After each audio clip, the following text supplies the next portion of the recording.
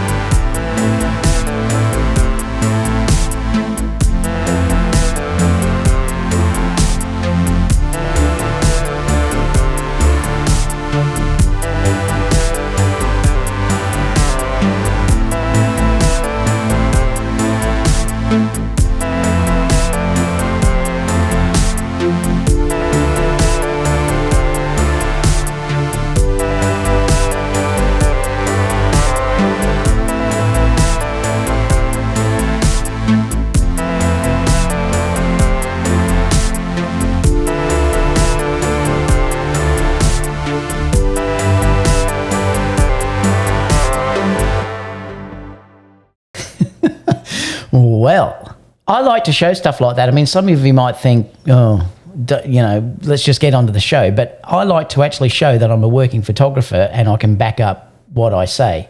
And that's why each week, as I'm getting ready anyway, I like to be showing stuff that I do, because there's so many reviewers out there that just review everything and do everything, and they've got no work to back it up. So I just like to show that I do know what I'm doing. I mean, it might sound big-headed, but I love my work. You have to be like that, I think, if you're ever going to get on with this business. And I just like to show people that I'm not just a YouTube shill that doesn't have a portfolio to back up what I do. And that's why I love to show the work that I've done. And I'm very proud of what I do, so I love to show that each week. So how are you, everyone? Oh, I need to get the Corona. I'm back to Coronas today. So let's have a look. Some people, look, I can understand. Some people say they don't like me having a drink, but I said to the people that I'm not going to name them or anything, because they're good, because they just talk to me about how they, you know, how they sort of feel and stuff. But I like to sort of think I'm talking with a bunch of mates. So this is just me having a quiet drink with you guys. So I'm not going to change the way I am, basically. So cheers. I just like to sit back, chill, have a little bit of a drink with you, have a chat, go through some questions, and, you know, just sort of talk about some news. So cheers, everyone. Nice. Siren outside, I think. I think we don't hear sirens very often. Dave said, okay, you can start now. I love it. So let's go into the chat just to see who's here. So I am Brown is saying, I think the Sony FX3 should have been 6K. We're going to talk about a few things, because we're going to talk about the Blackmagic camera today as well, which looks pretty cool. So we'll talk about that. Johnny said, yes, an internal ND is like its siblings. So that the Blackmagic Pocket Camera Pro, can we possibly get better preamps you're talking about, for the mini XLRs? Hopefully Langston will pop in, because Langston uses the Blackmagic Pocket cameras all the time. So he'd be great if we can get him in on the chat. But I don't know whether he'll be here today, but let's hope so. So is there a problem with the preamps? Is there? What, they're a bit noisy or something, Johnny? Shadows of Smoke said, bring it on. Shadows of Smoke said, I want S-Cinetone, but only in conjunction with the Ninja V. Well, you can probably make your own profile setting up with those settings. I noticed someone down the bottom said there, where was it? I always forget his name. It's terrible, isn't it? Where are we? can go to my website because there's that guy. Let me find it because I want to go back to photography videography school and go down to here because it's the comments, I think. Oh no, it wasn't on there. Last week I put a thing up talking about how the guy brought up, or someone will remind me about it, the settings in your A7S III that basically give you the exact, well, almost exact as S-Cinetone. Extra shots, thank you so much. Extra shot settings. You can, like I think last week I put it on last week's live and told everyone about where you can go and, say hi, David sent you. He actually contacted me as well, which was great. I love what he does on YouTube, and he put some amazing settings on there. And like I said, I just shot with it recently, and it was fantastic. I might talk about that. I might do a separate video and just sort of talk about it. So we have almost got it now, but it would be nice just to be able to go to, a picture profile and just turn it on. That could be a great thing. So hopefully we're going to get it, but I'll talk about that as we go through today. The Ninja V I was playing around with last night, actually. I was playing around with the Ninja V, putting in the A7S III, the S-Log3 profile, and also the HLG3 profile in there, having a look at that. I also got another monitor too, which I'll talk about. It's amazing, actually. DeskView sent it to me, and it is probably the sharpest monitor I've ever seen. And it can take 4K footage in. It's only a 1080p display, I think, but it is so sharp and bright. It's 2,800 looms or whatever you call it. So it's really bright for outside as well. So I'll have that up for a review soon. I only got it yesterday, but I was playing with that yesterday and putting in the profiles as well for S-Log3 and stuff in that. So I'll talk about that soon. David said, I'm to Brown, you have too many cameras. George said, greetings from Snowbound, New Jersey. Yeah, I've been seeing you guys having so much snow over there. Where even S-Cinetone won't save us from yet another winter storm hitting here Monday. Who's here for the S-Cinetone? Nash said, good morning, David. I already have S-Cinetone for my A7S III thanks to extra shot settings. Yeah. Like I said, it's so close, but the great thing about this is that you can match your A7 III, but I'll talk about that when we go to S-Cinetone later on. The Jaded Filmmaker's here as well, mate. G'day. Guy with the camera's also here. How are you, mate? Adam said, hi, David. Hello, everyone. Roy said, superb images as always, David. Thanks so much, Roy. Heath said, nice slideshow. Thanks, Heath. Hero said, the Sony black hole is on. Must be cold down under. No, it's going to be hot today. What is it? Going to be 32. So it's just nice, actually. What's that? Probably in the 90s. I'm not sure. Heath said, nice slideshow. You're talking about, I went past there. Dave said, I'm here, David. You can start now. RVG said, made it in Plantation, Florida, where it's warm. It's always warm for you guys in Florida. Andre said, hi, David. Nash said, love the music selection. I know, it's pretty cool, isn't it? I should have been drinking a Guinness. Look at my bottle opener. I love it. Look at that. Woohoo. I should have had a Guinness while I was drinking that. I should have had a little thing down there and me sculling a Guinness or something. It is cool music, though, isn't it? I can't remember what the name of that is, but I do love it because it's like Irish dancing music. Can't join you for a drink at your driving. Oh, that's no good, mate. David, you've got to stay hydrated. It's summer down under. Exactly, George. G'day, Altric. How are you? Ted also said hi from Denver, David. G'day, Ted. G'day, Ike. How are you? So we got a few people in. Pretty excited because in 2 days, what is it? Oh, well, it's 3 days, isn't it? Or 4 days because we're ahead of you guys in the US and Europe. But I'm going to go through the stories because it's pretty fascinating what's going on out there. So let's get stuck into it. So the first story of the day is this. And we talked about this before. Now, it's saying Sony teases the FX3 announcement event on February the 23rd. Let me just switch back over here too. So it's interesting because they're definitely saying that the new camera is definitely going to be in the cinema line because you can see here it's just saying new alpha and they're showing the other cinema cameras sort of sitting through there. So we know that it's going to be a cinema line camera. And if you look at what they're saying, now it's the 23rd of January 21 and it's 15 GMT. I'll have to work out what time that is. It's probably during the night here. Who knows? I'm going to Google it because I'm just curious to know. New window, what is it? 1500 GMT time, is it? GMT Melbourne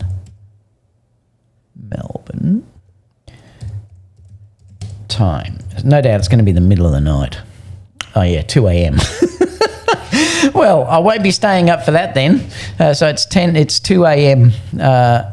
Here. So I think I'll be missing that and just checking it out when I get up in the morning because it's a bit too early.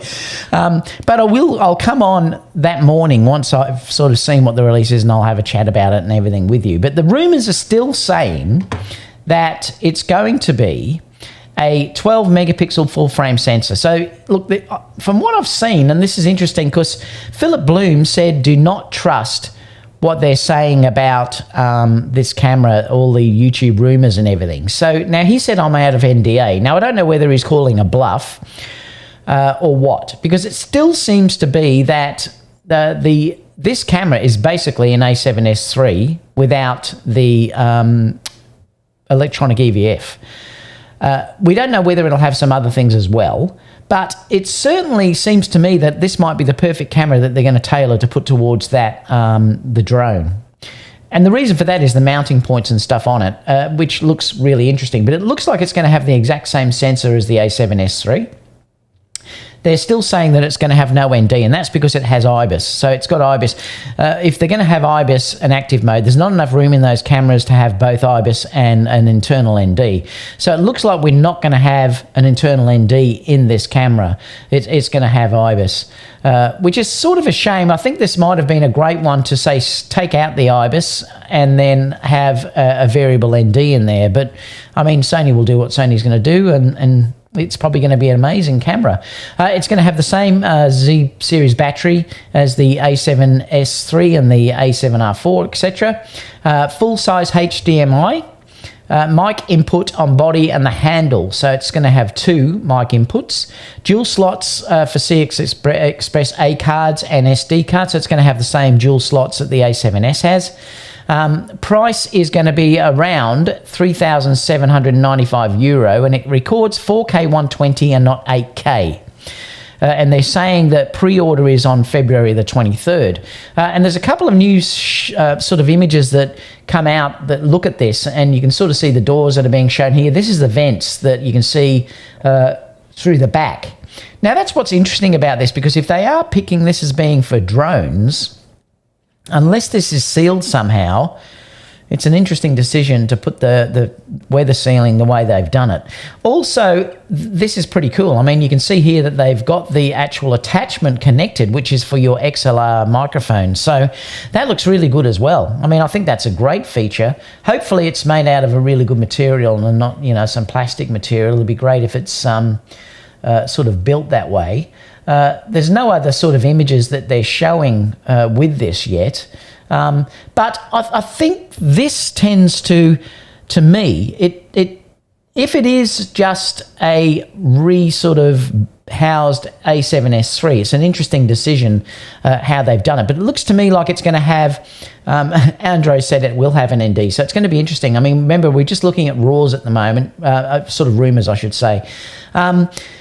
The body looks to me to be really, really well made. So it is more down that cinema line. So it looks like it's going to be very, very robust. It looks like the back screen is much more solid than what the A7S3 has. I think it's probably going to be something where it can tilt up and down and do all other things that the A7 can't.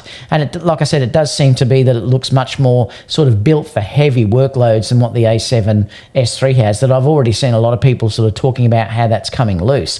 If you look at how this is, it's very, very beefy.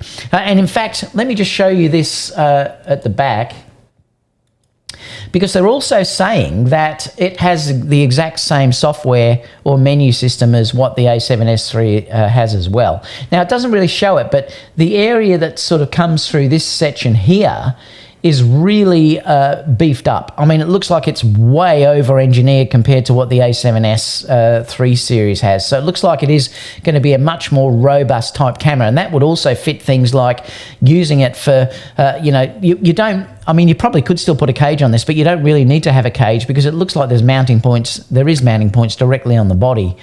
So you're going to be able to screw things in and, like I said, probably attach it to the drone directly, you know, to the camera and things like that.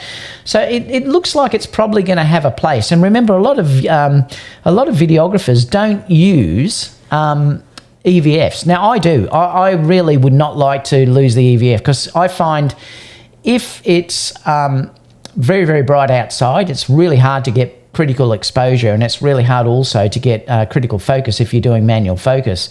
So I always use the EVF if that's the case. If it's really bright, and in Australia we do have incredibly strong sun, I will always use the EVF. Even if it's on a gimbal, I'll bring the gimbal close, look through the EVF, particularly because the A7S EVF is so beautiful, and I'll check critical exposure there, and also use that for checking focus if I'm doing manual focus as well.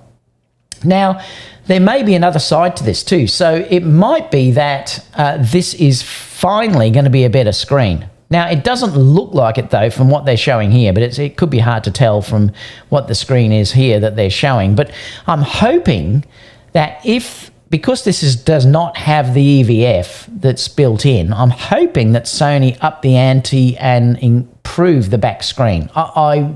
Look, I'm not sure whether that will happen. It probably won't because they've probably got 10 million of these screens sitting in a factory somewhere, and we're going to get these screens for the next 10 years. I mean, who knows? Like when we look at it compared to the Blackmagic later on, you know, and if you compare it to the Nikon cameras, the Canon cameras, the screen on the back sucks. It does. No matter how much you love Sony, the screen on the back of these cameras sucks if you compare it to other cameras that are out there. And the other thing too that's interesting is particularly seeing that Sony have such good phones. We know that they can produce amazing screens. So, you know, it's interesting. So it's got to also have some other features in there, because if they've saved the money on the EVF, which would be quite expensive, that must be a few $100s, the EVF that they've put onto the Sony A7S3. So if you're not getting that in there, I would seriously not be surprised if you know, that this hasn't been mentioned yet and it does have internal NDs. I really would not be surprised at all. But I think if it does have internal NDs, then it's not going to have the IBIS. You're only going to have one or the other. But I mean, I'm pretty excited about this. I saw on the chat sites that everyone was screaming, well, a lot of people were screaming in the A7S Facebook pages because they thought, well, their A7S3 immediately has been made sort of redundant. And I don't worry about that at all because I love the A7S3 and I'm still happy. It's still as good as the day I bought it. If there's another camera that comes out that is basically the same, it doesn't bother me at all. The only thing that would have worried me is if we never got S-Cinetone.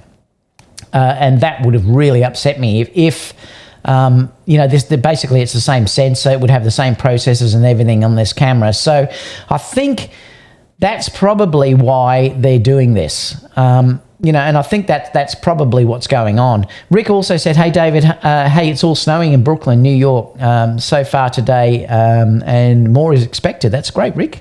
We never get snow here, so it'd be fun to actually get it. Ike just said too, a lot of video folks use bigger external monitors. Yes, they do, Ike. And we don't know too, they may bring out an accessory with this that you can plug in and have it attached like what the Blackmagic pocket camera has just got, and I'll show you that later. I do hope though, that, like I said though, if you wanted to use this camera without an EVF, if it's in bright sunlight, the back screen may not be good enough, and that's something that you have to consider. If you do want to travel, I mean, I've got heaps and heaps of monitors actually. I mean, I use them occasionally, but not all the time, because sometimes I just want to go out and, you know, be minimalistic in what I've grabbed, and I don't want to be lugging around extra monitors and everything else. I would not be surprised either if this camera potentially puts things like waveforms in and things like that. Now, that could be a possibility. They may push some extra features into this that sort of separates it from being the A7S3. Now, the A7S3, remember, is going to be your top sort of the normal alpha video type camera. So this is more of a stills, or even though this is going to have stills, I'm not convinced it's going to have a mechanical shutter. I think it might just have an electronic shutter. But it's going to be really interesting to see what they put on this. So, I would not be surprised if they give some differential things like having waveforms and stuff on this as well. I thank you so much, Long Rider, for the donation. Thank you so much, buddy. I'll just show it so we can see. He just gave me a $5 donation. Thank you so much. So I wouldn't be surprised if they do things like that. So I think to keep A7S users happy, what they've done is they've added this update, or they're going to give us an update on the A7S3. You ready?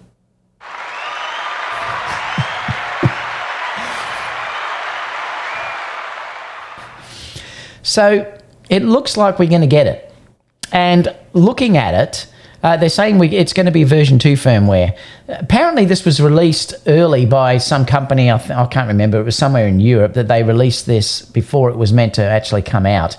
They're saying Sony sent out a newsletter saying that a new firmware update will be launched very soon to add S-Cinetone on your A7S III. I have sort of been predicting that this would happen. Yeah, and Andre, I agree, shutter angle might be one as well for the F3. So it looks like it's Sony Nordic, actually. So they sent this out saying Imagination in Motion A7S III, and there's a little newsletter that's come out, and it says in here that we're going to get S-Cinetone. This is the main contents. We're going to get S-Cinetone picture profile and active steady shot during movie recording with S&Q frame rate. I think it's already there if you're doing the low-res ones. I think it's not there if you do the higher-res ones. I very rarely use S&Q. I mean, S&Q is the best quality you can use. It's got the highest bit depth. So I really should look at it and try it and give it a go sometimes. Yes, see, I think it's if it's set now to 50 or 60, you can now have active stabilization on where you couldn't have it before. So it looks like that we're going to get a PP11, and it's going to be S-Cinetone picture profile preset. And it's saying here that it adds support for setting steady shot to active during recording movie with S&Q frame rate. So perhaps it's not available at all with S&Q at the moment. I thought it was available if you had it low, but perhaps it's not. Can it be selected if S&Q is set to 120 frames per second or 100 or higher? That probably means it's still, you can't set it, I think. Improves the overall stability of the camera, so who knows what that is. I mean, they never tell us, but it just improves the overall stability.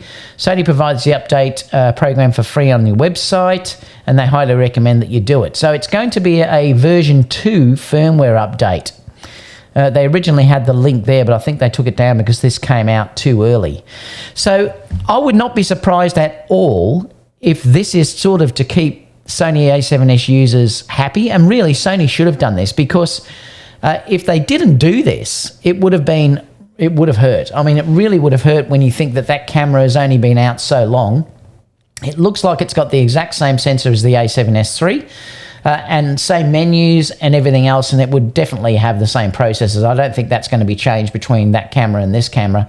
So it looks like it's all going to be there. So I think they're probably have done that to keep us happy. And they did say rumours early on that we were going to get this. So I think this is probably going to be announced about the same time as the F3. The other thing too is that Sony seems to always do big announcements very, very soon after another camera has been announced. Like when the Canon R5 came out, the Panasonic have just announced their 6K camera. So it wouldn't surprise me in the next couple of days whether they say this for the A7S III, to sort of try and take that news away a little bit from the Panasonic releases that are out there. And also the F3 will sort of take that limelight away. Sony are very, very good at releasing stuff like that soon after someone else has done something, and I don't know how they do it, but they always do. So it's going to be interesting. So I'm just looking at some of the comments. They're also saying that you might get a shutter angle. See, so some of the differences too, I think maybe in this camera you might get an ND. We don't know yet. It'll either have IBIS or it'll have the ND. I would really prefer it had the ND. I think a lot of people would purchase it definitely if it had that variable ND. They might have shutter angles put in. That could also sort of separate it from the A7S III. And I'd love to know too what you guys think, if there's anything else that they could put on there. They're the really only things that I could think would be different. They've got to justify that price difference as well. So, you know, they've taken off the electronic EVF that you've got in the A7S III, so they're going to have to give you some other things on that body. To me, the body looks much more robust, so it is definitely for more of a full-on professional that will want to use, you know, to do video. And I think that the form factor alone looks really nice, because it sort of looks like more like an A6000 series type camera to me, or body. So it looks like it'd be terrific. You're obviously not going to be still able to do Super 35 though, due to the fact of the sensor that's in that. So that's a bit of a disappointment if you do like to do that, but you can use clear image zoom. So, you know, it's just interesting. I can't wait to see what they bring out in this camera, because it really interests me. Like I said to you the other day, the way that I'm going more and more towards video, I may never get like an A91. I don't know. I mean, I might, but I probably will buy another video camera before I buy another stills camera. So, or stills focus camera. So I think that may be the way that I'll go, even though the A9 can do, you know, it can do the 8K and all the other stuff, and it's obviously going to be a fantastic video camera. For the price that they're asking, I think I'd probably just prefer to get something like an F3, or I'm going to wait and see what they announce with that. But it's going to be very, very interesting to see what happens in the coming days. So I can't wait for the 23rd to see what's announced. And like I said, I will do a review, a discussion about all the specs and everything when we get the final sort of release in a few days. So I'm pretty excited about that.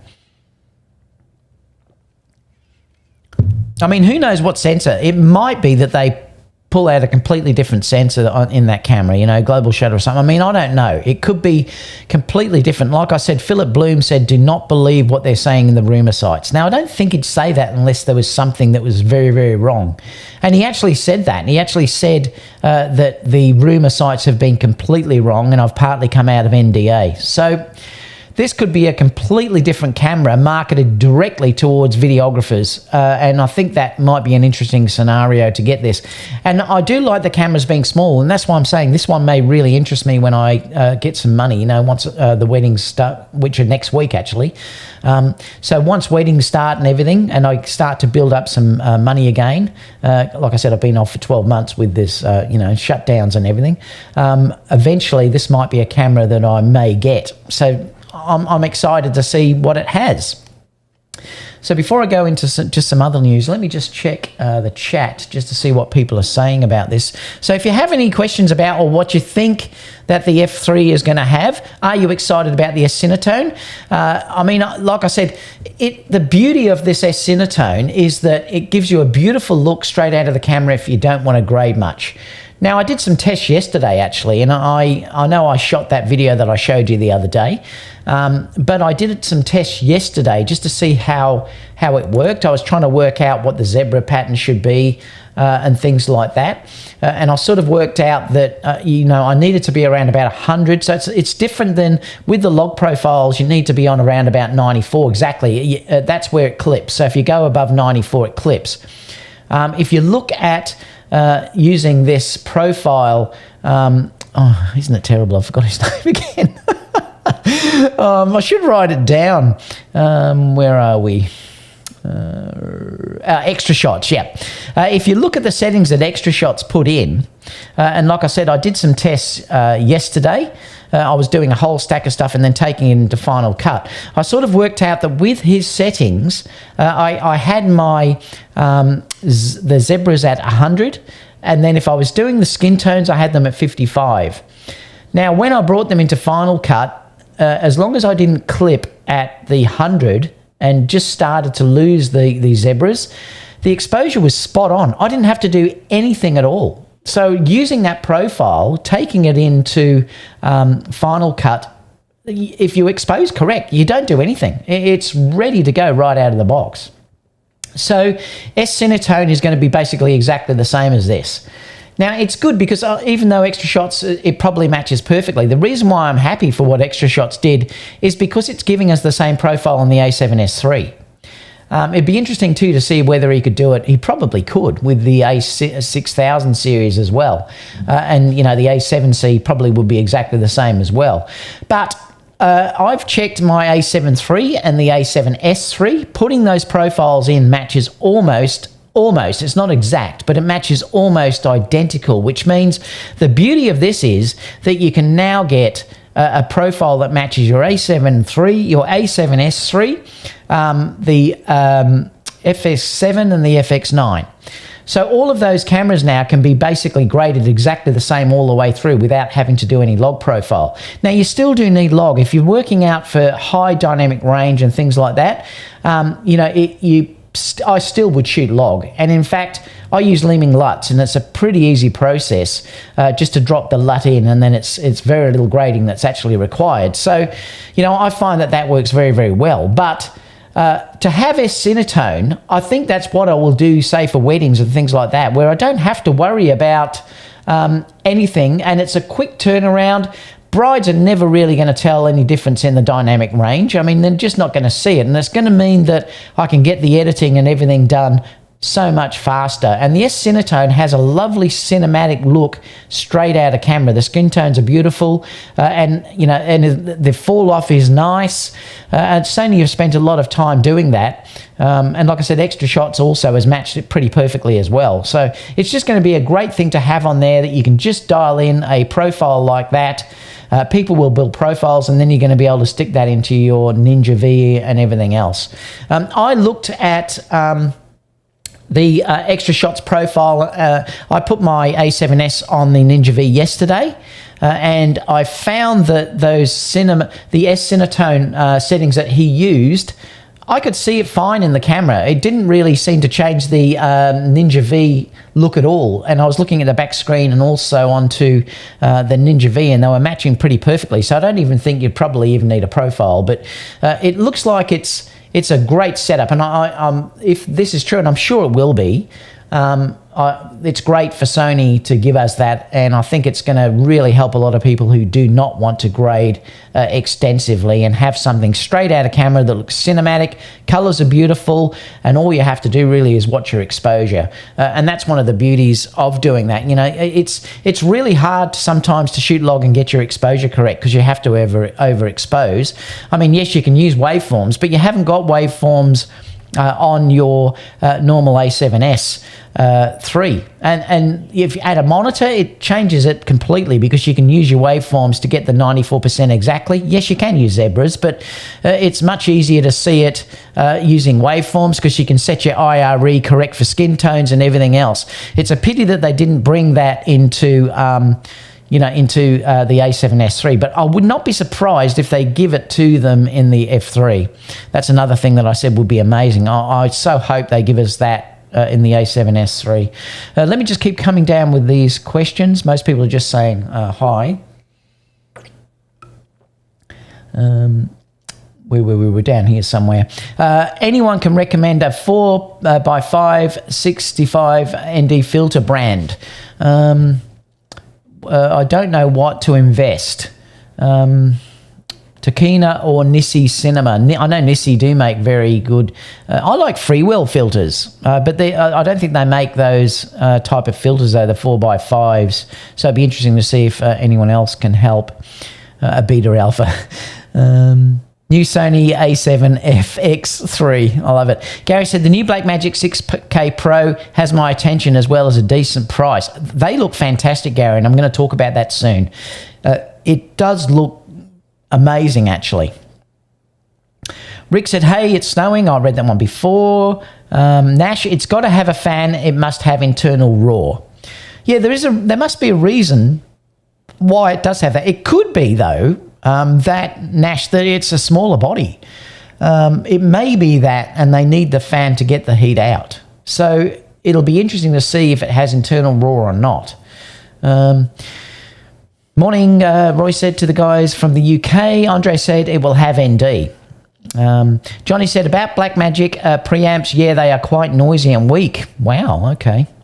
I've never recorded with them. I used the camera just quickly to do a test, but I couldn't keep any footage or anything like that when the Blackmagic pocket cameras were first released, and I used it. And boy, the camera was beautiful. The screen is unbelievable. But but I like I said, I couldn't test the preamps and things like that, but they may have improved it. Yeah, I hope at least it's a 2 million dot screen. So do I, actually. Shout out to everyone who got the A7S III because they needed a video-specific mirrorless camera only for Sony to drop a few months later. I love it. It doesn't bother me, Ike, honestly. I'm happy with what I've got. I'm just happy they gave me a camera that I can use, so I don't really care that another camera's been released. It still makes the A7S as good as when you got it. So I don't sell stuff quickly, so I keep them for a long time. And I love my A7S III. A lot of folks use bigger external monitors. Yes, they do. Will the A7S III stop working when the FX3 ships? Exactly. There you go. It's like I said, I love the A7S III. I just can't put it down. The next weddings that I do, I'm going to be shooting a lot of the images with the A7S III at the 12 megapixel. I've got no problem with shooting that at all. Occasionally, if it's a real impact image that I could see, yes, I might want to blow up larger. I might change, but a lot of the wedding, I'm going to shoot with it. The color is so good on that camera. The focus is terrific. The fold-out screen, I just love. So I've got no problem with that at all. And I'm going to be using it a lot for my weddings. Like I said, I used to shoot D3S for that years ago. And when I shoot weddings anyway, I only give 8x10 files. I don't give anything larger than that. If they want anything larger than that, they have to come back to me to buy prints. So what I say to my wedding clients is I'll give you the 8x12 so you can print up to 8x12 yourselves.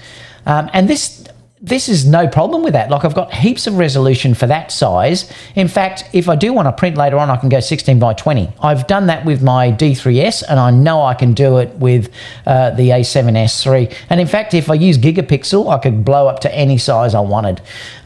So I'm not worried about it at all. So I'm going to be using it extensively next week for the 2 weddings that I've got. Shutter angle, Andre said too, that they probably will put that in, being that it's more of a video-centric camera. I agree, Andre. Nice. Being that it is just the A7S III in a new body, I'm not sure if the A7S III owners will be too upset. Yeah, I don't think there's any reason to be upset.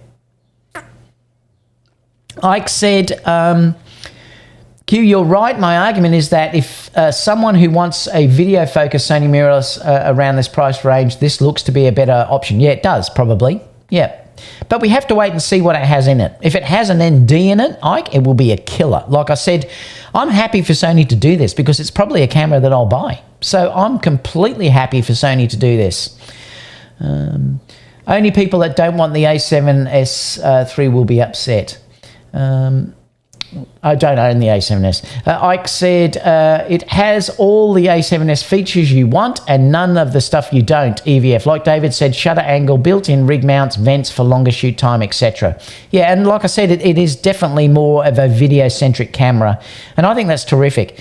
That Blackmagic 6K Pro has my attention, but I don't have any lenses for it. That's a thing that, you know what, when I looked at the release, and I'll talk about it when we go up to it a little bit later, but I thought, boy, I'd love this camera. I really would. And the results that I've seen from it, it's actually quite beautiful. The footage you're getting out of those cameras is really actually quite beautiful. But I'd have to buy Canon lenses, and that's the problem. See, it's not only the camera that's the issue, it's the lenses that become the problem. You know, and that's the beauty with Sony, that everything they bring out, even if you go to the FX series of cameras, you can still use the same lenses. That's the thing that would stop me sort of doing that, is the fact that I'd have to change glass as well. The FX3 uses a rotating mechanical shutter. Interesting. Where'd you hear that from, Heath? Gaston said, tonight it may cost $3,200, $3,500 instead of the higher earlier price. So you're saying the price is still changing, are you? Waiting for the Sony Alpha Omega. The S-Cinetone is a bit green, so be careful. I don't mind it. I actually quite like it.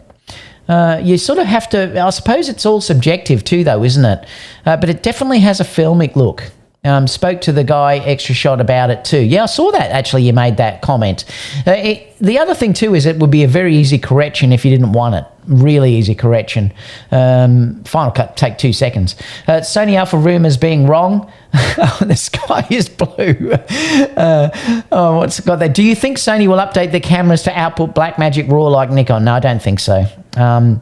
His answer was yes. Yes, he agrees it's green, but priority was matching his FX9. Yeah, like I said, I like that color profile. I also heard a new Sigma FP will be announced. No, I read about that this morning, and they were saying it's going to be delayed, starting from scratch. So, I don't know. Juicy said, how are you? Great, mate. How are you? A7 Mark IV, yes, later this year. I think it's probably going to be announced mid-year or somewhere around that time, and delivery, say, September, somewhere around that time, I would think.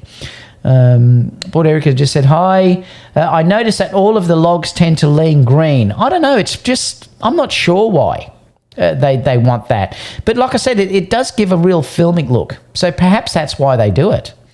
Bill said, thank God it's Friday. I'm in the market for an 85mm lens, toasting between the 85GM and the 85 Sigma. I wouldn't get the 85GM. I would go the Sigma Art if I was buying now. I'd probably wait a little bit, Juicy, if you can. Or what I would suggest you do is get something like the Sony 85 1.8. Keep it until something's announced and then you could sell it. Because I've got a feeling that Sony will bring out a new 85GM fairly soon. That lens definitely needs updating. So I think it might be better to wait just to see before you update or buy a GM. The GM is like you said, it's getting old now, 4 to 5 years old.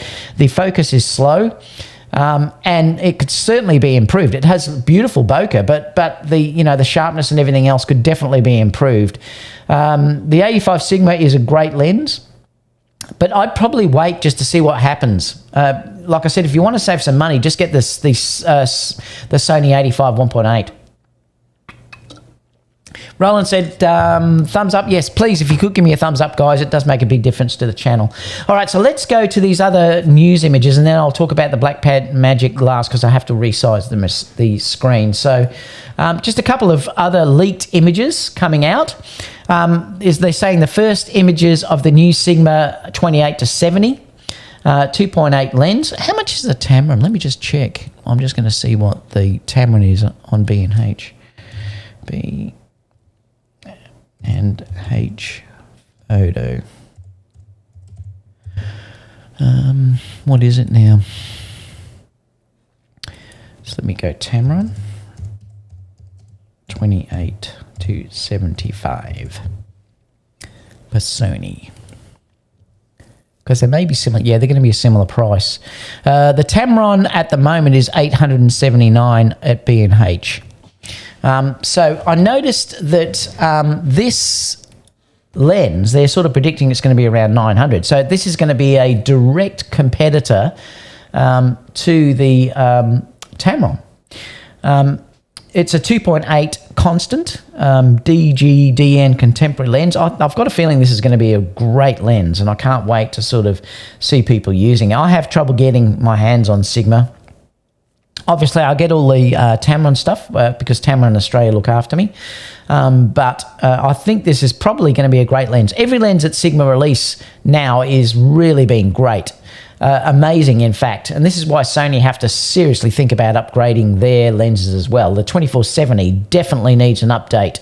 I still think the 85GM, I think the 24-70 and the 70-200 need to be updated really fast because they're really getting beaten by companies like Tamron and Sigma particularly as well. The Sigma lenses tend to be incredible. So, I think that this may be a great lens at that price. I mean, we don't know yet because nothing's been released, but I'd be surprised if this doesn't blow the 24-70 out of the water. I suppose the only thing is you have to think that it's 28. Now, if you need the 24, you don't really have options, so it'll be interesting to sort of see.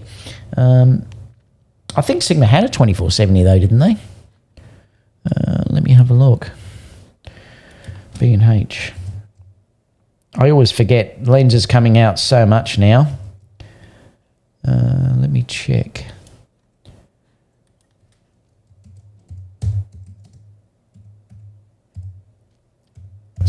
millimeter. Oh, 700. Yeah, it does. Yeah, they do. Art lens, yeah, it's 1099. That's a fantastic lens as well. That's the one I was thinking about that definitely beats the 2470. It's a really good lens, a 2470 Sigma. So it's terrific. So, boy, you know, we're being really blessed at the moment. You'd have to make a decision, I suppose, if that's $900. Well, then the 2470 is $1,099. They're pretty close. It's only $200 difference, and you get the 24mm. I think looking at it, it also depends on the size as well. If this is the same size, there's nothing on there about filter size. If this is 67mm, I love that because all of my NDs are 67mm, so that's fantastic. You know, this other one is really quite large. So, but it is superb. So I'm expecting, though, that this probably will be, you know, I'll be surprised if it's not as good as what the Tamron is. We really are blessed now in Sony. So that's that one. Again, you've just got two options. So you could say, well, I want to go light and get the Sigma or the Tamron 28-70, or I could go for the full 2470. The other one that's leaked is the Samyang 24mm f1.8 lens as well. Apparently, Samyang will soon announce a new 24mm f1.8 lens. I got this image of the lens. Hopefully, the sources can confirm it's legit. Again, it looks interesting, though. You've got two buttons on there. I'm not sure what they are. It's got M1 and M2. That's probably for manual focus or autofocus, I would think, or it's just a custom button. It may be to do with this, I'm not sure. But interesting. So anyway, that's that. Now, let's go over now to the other main story, which is the Blackmagic. I need to rescale this image, though, so bear with me just for a second. I know it's coming all right now, I think. I know it does have to come down a little bit. All right, let me scale it. Bring it over. All right, so let's look at this. I honestly, if I had the money and money was not an issue, I'd buy this. I really would buy this because this, I'd love to have a play with this camera. I think the design of this camera is beautiful. Now, admittedly, this doesn't have an EVF, but you can buy an EVF for it. That's what's so brilliant about what they've done here is you can actually get a pluggable EVF that sits on the top. But I mean, let me know what you guys think in the chat. Do you like the look of it? I think this is beautiful. I mean, if you're talking about camera design, I think this is stunning. I really do think this is stunning. I like the lines. It seems to be beautiful in the way that the ergonomics of this camera is. And I know the screen on the back is breathtaking because the previous version that I looked at, the screen was just unbelievable. Is it hampered? Probably by autofocus.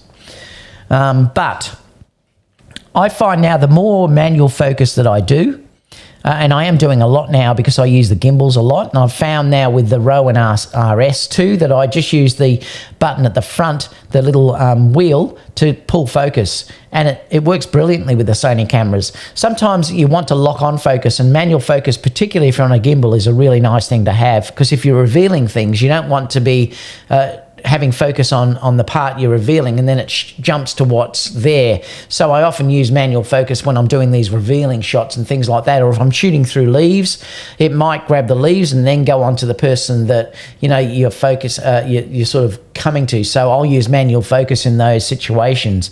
And so I am using manual focus an awful lot more now. And I think because this screen on the back is so good on this, I think shooting manual on this wouldn't be an issue. It certainly can be an issue on the Sonys though, because the screen on the back is just not so good. That's why I'll often use the EVF. But like I said, the ergonomics I think is just beautiful. But the problem for me is I would have to get Canon glass.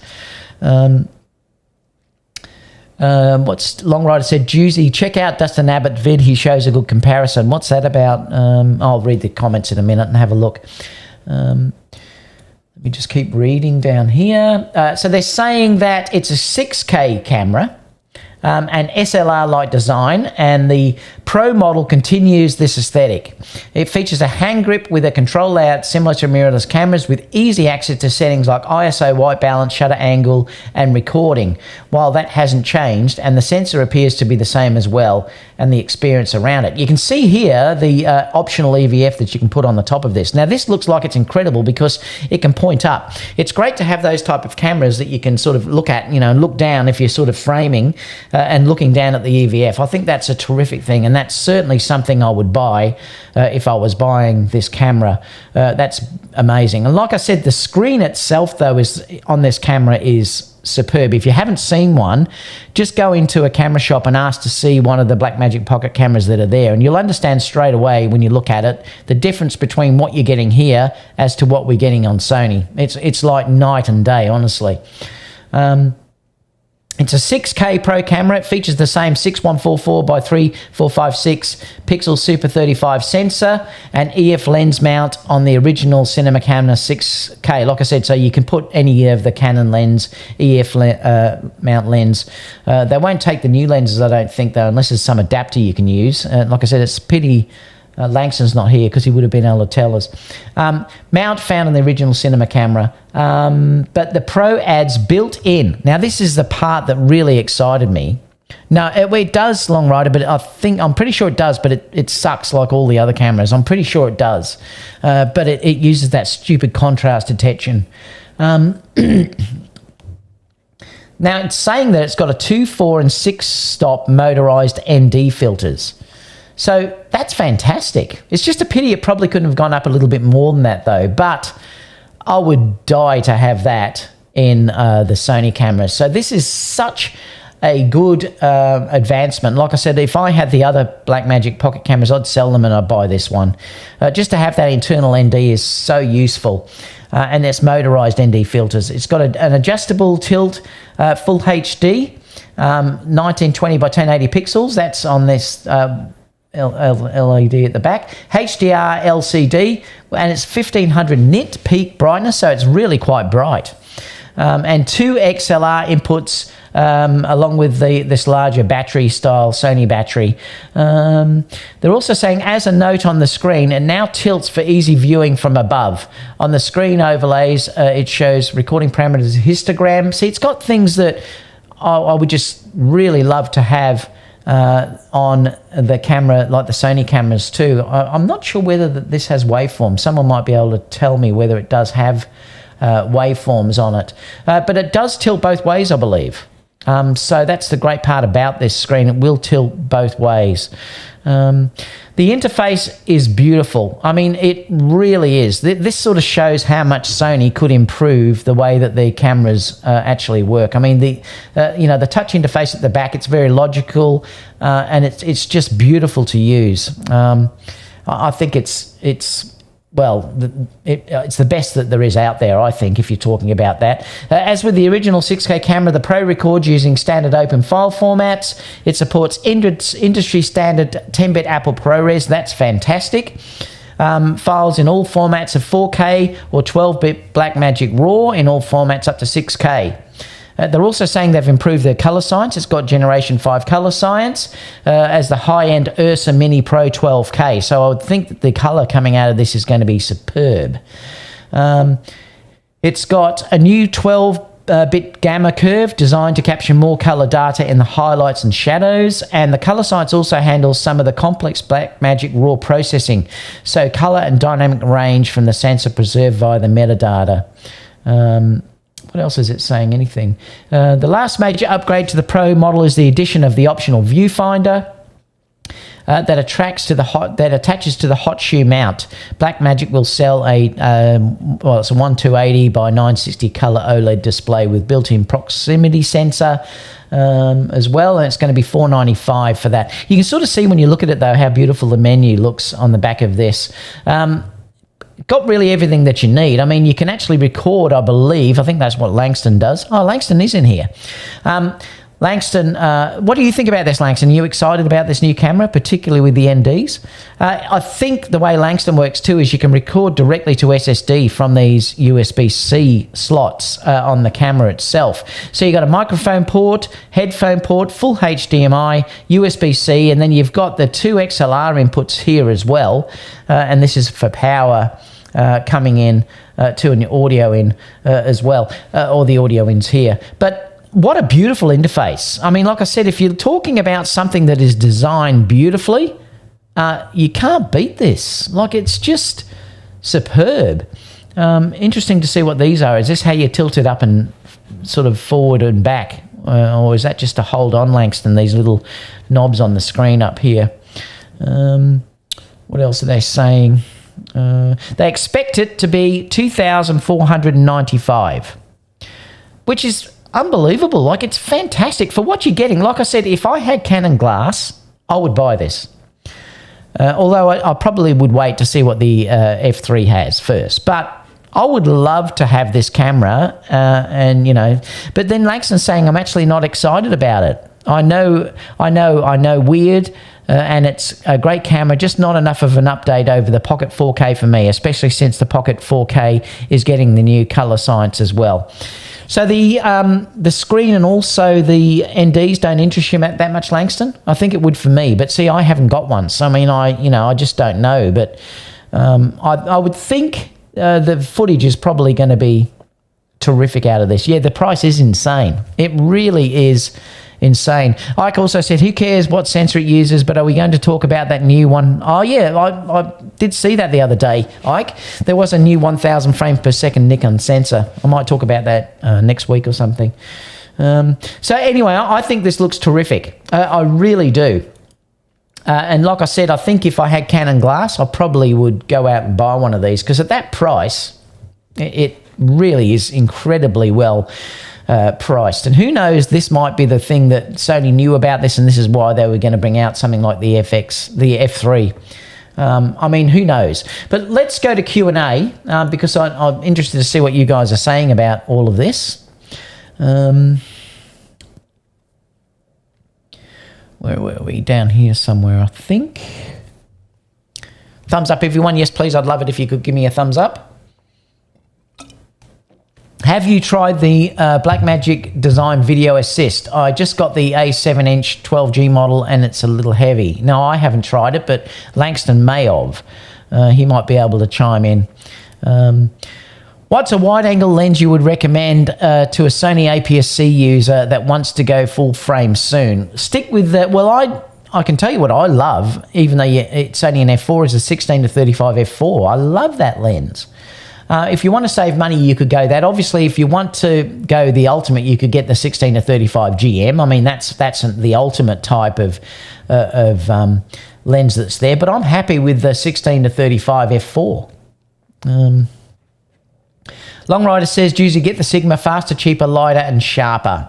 Okay, David, I'll wait. Yeah, I think I probably would.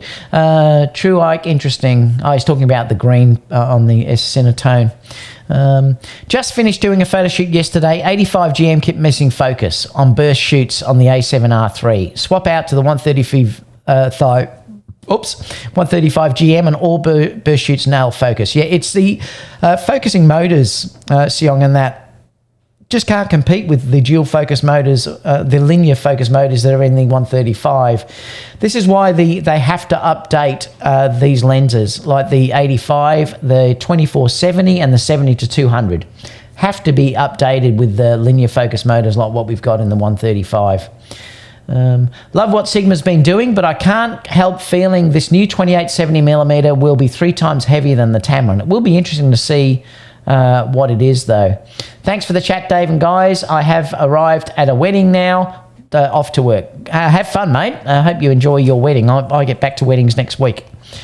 How much is it? I approve. I'm not sure. Which one is it? The pocket camera you're talking about? I did discuss that. Check out Dustin Abbott's video. He shows a good comparison. What was that for, Long Rider? Oh, yeah, Canon glass. Never mind. That's the problem. Yeah, you'd have to buy Canon glass. It does have autofocus, but Langston may be able to chime in about how good it is. It's not fantastic, that's for sure.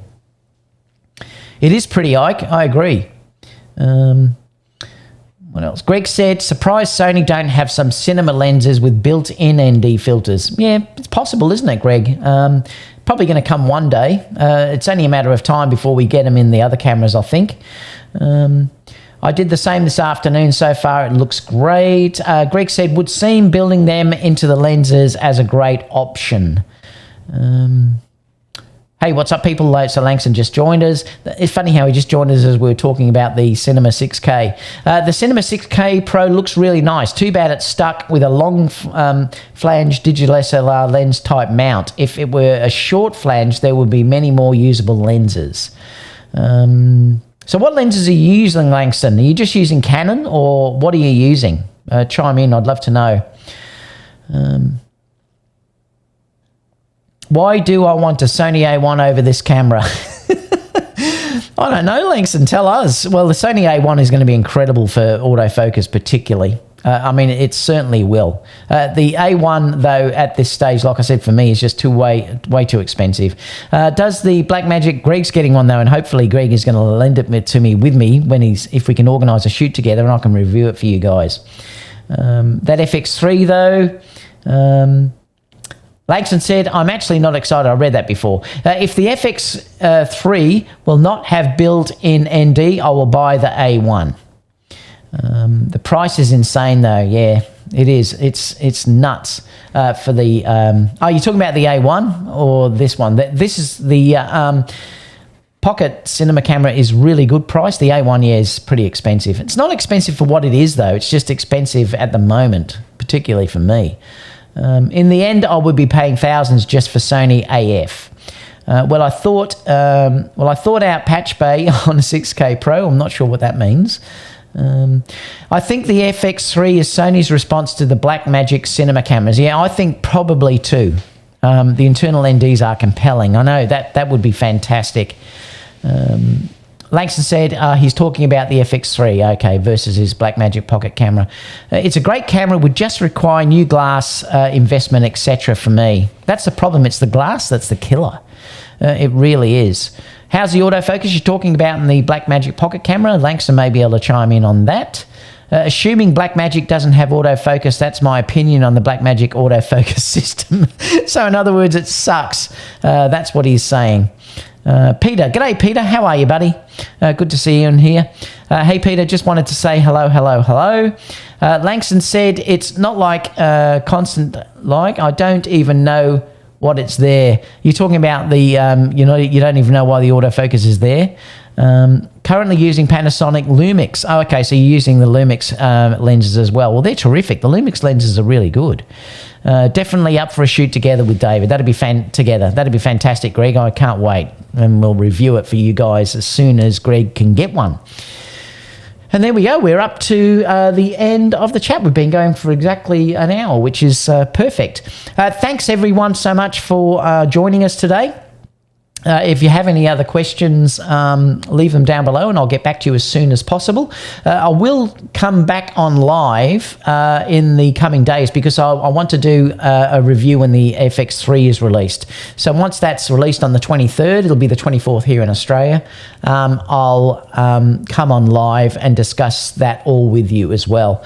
Long Rider just said, Abbott did a 85 comparison, okay, with the GM Sigma and the Samyang. The Sigma is the killer, yep. Sigma are really doing unbelievable things at the moment with their lenses for Sony. They really are terrific. It's just the problem that they're quite big, hefty lenses, so you sort of often have to carry that extra weight. But if you're after the ultimate sharpness, Sigma really are kicking goals.